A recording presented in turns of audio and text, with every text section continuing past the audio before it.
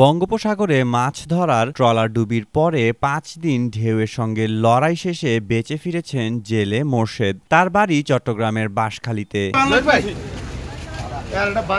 বুধবার সকালে অন্য জেলেরা তাকে সমুদ্র থেকে আশঙ্কাজনক অবস্থায় উদ্ধার করেন। ওয়ালটন এখন দেশের সীমানা পেরিয়ে পৌঁছে গিয়েছে ৫০টিরও বেশি দেশে।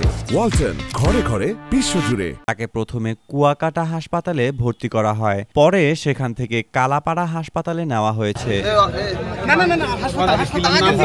জানা গেছে, বাঁশখালী থেকে ১৯ জন জেলে নিয়ে একটি মাছ ধরার ট্রলার কয়েকদিন আগে সমুদ্রে যায়। হঠাৎ ট্রলারটি ঢেউয়ের ঝাপটায় ডুবে যায়। এতে সবাই নিখোঁজ হন। এ সময় মোরশেদ জালের ফ্লোট ধরে ভাসতে থাকেন। আজ সকালে গভীর সাগরবক্ষে অন্য জেলেরা ভাসমান দেখতে পেয়ে উদ্ধার করেন। তার অবস্থা এখনো শঙ্কাজনক।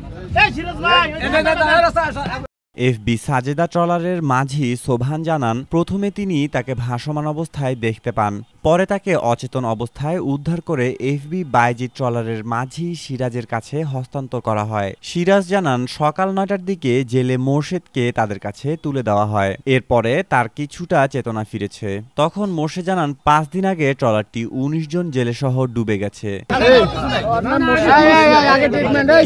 পর আবার তিনি অজ্ঞান হয়ে পড়েন। পরে অসুস্থ অবস্থায় তাকে কুয়াকাটা সমুদ্র কিনারে আনা হয়। সেখান থেকে জেলেদের সহযোগিতায় দ্রুত প্রাথমিক চিকিৎসা দিয়ে তাকে উন্নত চিকিৎসার জন্য কলাপাড়া উপজেলা ৫০ শয্যা হাসপাতালে পাঠানো হয়েছে। কুয়াকাটা নৌপুলিশ ফাঁড়ির এসআই মনিরুজ্জামান জানান, উদ্ধারের পরপরই মোরশেদকে কুয়াকাটা হাসপাতালে নেওয়া হয়। সেখান থেকে কলাপাড়ায় হাসপাতালে নেওয়া হয়েছে।